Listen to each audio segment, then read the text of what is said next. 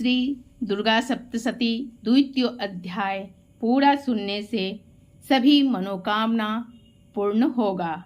देवताओं के तेज से देवी का प्रादुर्भाव और महिषासुर की सेना का वध। विनियोगः।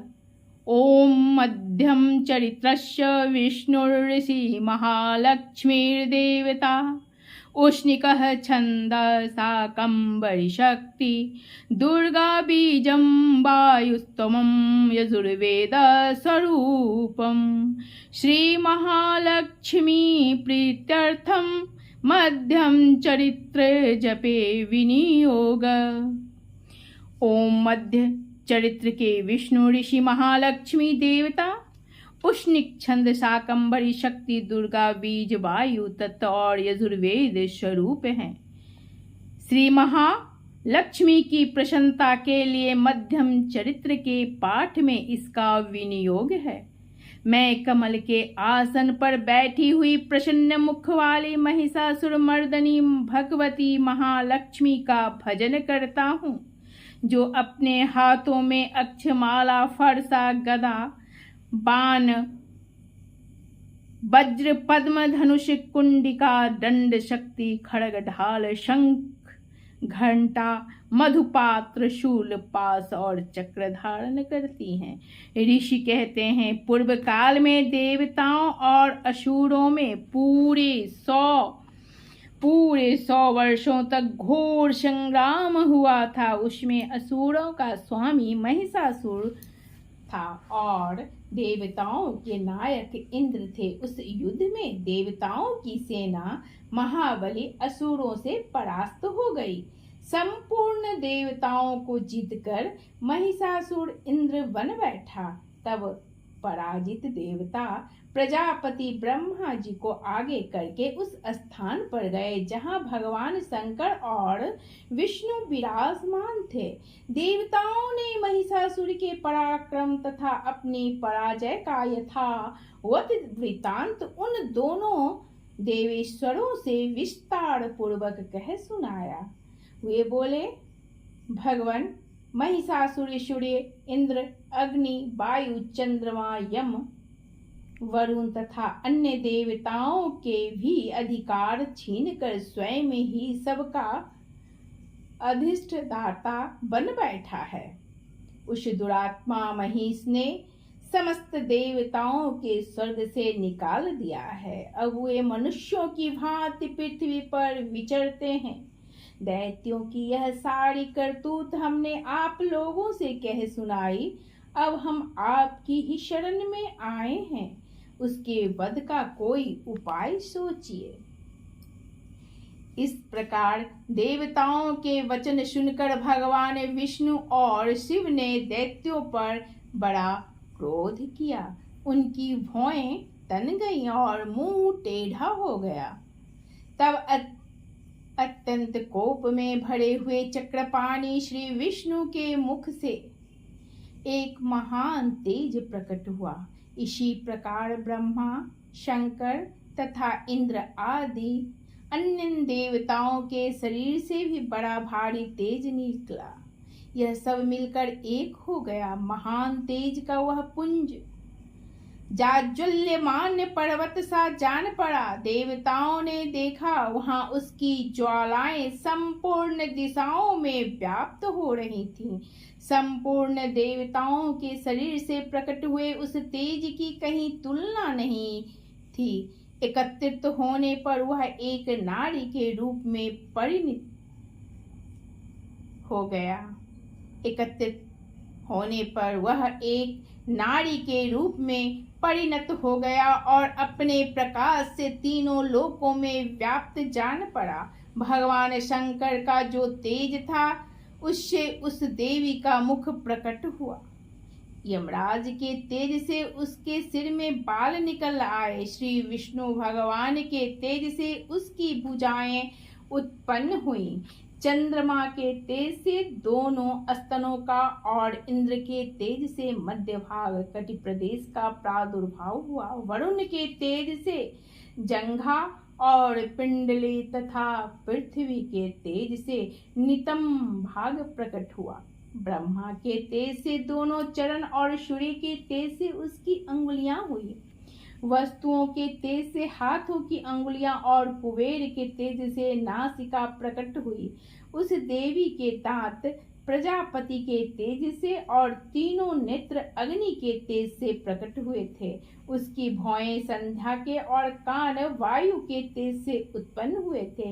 इसी प्रकार अन्य देवताओं के तेज से भी उस कल्याणमयी देवी का आविर्भाव हुआ। तदंतर समस्त देवताओं के तेज पुंज से प्रकट हुई देवी को देखकर महिषासुर के सताए हुए देवता बहुत प्रसन्न हुए। पिनाकधारी भगवान शंकर ने अपने शूल से एक शूल निकालकर उन्हें दिया। फिर भगवान विष्णु ने भी अपने चक्र से चक्र उत्पन्न करके भगवती को अर्पण किया। वरुण ने भी शंख भेंट किया। अग्नि ने उन्हें शक्ति दी और वायु ने धनुष तथा बाण से भरे हुए 2 तरकस प्रदान किए। सहस्त्र नेत्रों वाले देवराज इंद्र ने अपने वज्र से वज्र उत्पन्न करके दिया और ऐरावत हाथी से उतारकर 1 घंटा भी प्रदान किया। यमराज ने काल दंड से दंड, वरुण ने पास, प्रजापति स्फटिकाक्ष की माला तथा ब्रह्मा जी ने कमंडलू भेंट किया। सूर्य ने देवी के समस्त रोमकूपों में अपनी किरणों का तेज भर दिया। काल ने उन्हें चमकती हुई ढाल और तलवार दी। क्षीर समुद्र, उज्ज्वल हार तथा कभी जीर्ण न होने वाले 2 दिव्य वस्त्र भेंट किए। साथ ही उन्होंने दिव्य चूड़ामणि, 2 कुंडल करे उज्ज्वल अर्धचंद्र, सब बाहुओं के लिए केयूर, दोनों चरणों के लिए निर्मल नूपुर, गले की सुंदर हंसली और सब अंगुलियों में पहनने के लिए रत्नों की बनी अंगूठियां भी दी थी। विश्वकर्मा ने उन्हें अत्यंत निर्मल फरसा भेंट किया। साथ ही अनेक प्रकार के अस्त्र और अभेद्य कवच दिए। इनके सिवा मस्तक और वक्ष स्थल पर धारण करने के लिए कभी न कुम्हालने वाले कमलों की मालाएं दी। जलधि ने उन्हें सुंदर कमल का फूल भेंट किया। हिमालय ने सवारी के लिए सिंह तथा भांति भांति के रत्न समर्पित किए। धनाध्यक्ष कुबेर ने मधु से भरा पान पात्र दिया तथा संपूर्ण नागों के राजा शेष ने, जो इस पृथ्वी को धारण करते हैं, उन्हें बहुमूल्य मणियों से विभूषित नागहार भेंट दिया। इसी प्रकार अन्य देवताओं ने भी आभूषण और अस्त्र शस्त्र देकर देवी का सम्मान किया। तत्पश्चात उन्होंने बारंबार अट्टहास पूर्वक उच्च स्वर से गर्जना की। उनके भयंकर नाद से संपूर्ण आकाश गूंज उठा। देवी का वह अत्यंत उच्च स्वर से किया हुआ सिंहनाद कहीं समा न सका। आकाश उसके सामने लघु प्रतीत होने लगा। उससे बड़े जोर की प्रतिध्वनि हुई, जिससे संपूर्ण विश्व में हलचल मच गई और समुद्र कांप उठे। पृथ्वी डोलने लगी और समस्त पर्वत हिलने लगे। उस समय देवताओं ने अत्यंत प्रसन्नता के साथ सिंहवाहिनी भवानी से कहा, देवी तुम्हारी जय हो।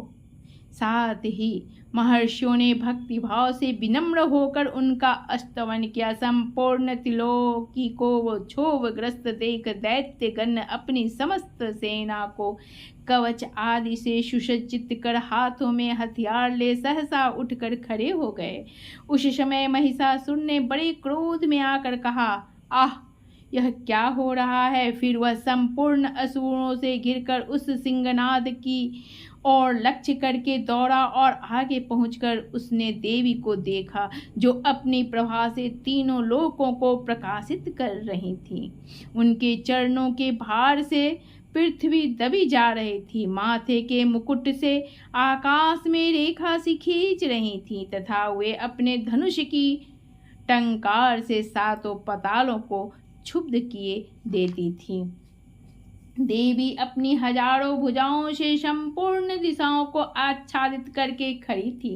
तदंतर उनके साथ दैत्यों का युद्ध छिड़ गया। नाना प्रकार के अस्त्र शास्त्रों से प्रहार से संपूर्ण दिशाएं उद्भासित होने लगी। नाना प्रकार के अस्त्र शस्त्रों के प्रहार से संपूर्ण दिशाएं उद्भासित होने लगीं। चिछुर नामक महान असुर महिषासुर का सेना नायक था। वह देवी के साथ युद्ध करने लगा। अन्य दैत्यों की चतुरंगनी सेना साथ लेकर चामर भी लड़ने लगा। 60,000 रथियों के साथ आकर उदग्र नामक महादैत्य ने लोहा लिया। 1 करोड़ रथियों को साथ लेकर महामनु नामक दैत्य युद्ध करने लगा, जिसके रोए तलवार के समान तीखे थे। वह असिलोमा नामक का महादैत्य 5 करोड़ रथी सैनिकों को सहित युद्ध में आ डटा। 60 लाख रथियों से घिरा हुआ वास्कल नामक दैत्य भी उस युद्ध भूमि में लड़ने लगा। परिवारित नामक राक्षस हाथी सवार और घुड़सवारों के अनेक दलों तथा 1 करोड़ रथियों की सेना लेकर युद्ध करने लगा। बिडाल नामक दैत्य 5 अरब रथियों से घिरकर लोहा लेने लगा। इनके अतिरिक्त और भी हजारों महादैत्य रथ, हाथी और घोड़ों की सेना साथ लेकर वहां देवी के साथ युद्ध करने लगे। स्वयं महिषासुर उस रणभूमि में कोटि कोटि सहस्त्र रथ, हाथी और घोड़ों की सेना से घिरा हुआ खड़ा था। वह दैत्य देवी के साथ तोमर, भिंदीपाल शक्ति, मूषल, खड्ग, परशु और पट्टिस आदि अस्त्र शस्त्रों का प्रहार करते हुए युद्ध कर रहे थे। कुछ दैत्यों ने उन पर शक्ति का प्रहार किया, कुछ लोगों ने पास फेंके तथा कुछ दूसरे दैत्यों ने खड्ग प्रहार करके देवी को मार डालने का उद्योग किया। देवी ने भी क्रोध में भरकर खेल खेल में ही अपने अस्त्र शस्त्रों की वर्षा करके दैत्यों के वे समस्त अस्त्र शस्त्र काट डाले। उनके मुख पर परिश्रम या थकावट का रंच मात्र भी चिन्ह नहीं था। देवता और ऋषि उनकी स्तुति करते थे और भगवती परमेश्वरी दैत्यों के शरीर पर अस्त्र शस्त्रों की वर्षा करती रही। देवी का वाहन सिंह भी क्रोध में भरकर गर्दन के बालों को हिलाता हुआ असुरों की सेना में इस प्रकार विचरने लगा, मानो वनों में दावानल फैल रहा हो। रणभूमियों में दैत्यों के साथ युद्ध करती हुई अंबिका देवी ने जितने निश्वास भिंदीपाल, खड्ग तथा पटिस आदि अस्त्रों द्वारा असुरों का सामना करने लगे। देवी की शक्ति से बढ़े हुए वे गण असुरों का नाश करते हुए नगारा और शंख आदि बाजे बजाने लगे। उस संग्राम महोत्सव में कितने ही गण मृदंग बजा रहे थे। तदंतर देवी ने त्रिशूल से, गदा से, शक्ति की वर्षा से और खड्ग आदि से सैकड़ों महादैत्यों का संहार कर डाला। कितनों को घंटे के भयंकर नाद से मूर्छित कर के मार गिराया। बहुत तेरे दैत्यों को पास से बांधकर धरती पर घसीटा। कितने ही दैत्य उनकी तीखी तलवार की मार से 2-2 टुकड़े हो गए। कितने ही गदा की चोट से घायल हो धरती पर सो गए। कितने ही मूषल की मार से अत्यंत आहत होकर रक्तवहन करने लगे। कुछ दैत्य सूर्य से छाती फट जाने के कारण पृथ्वी पर ढेर हो गए। उस रणांगन में वान समूह की वृष्टि से कितने ही असुरों की कमर टूट गई।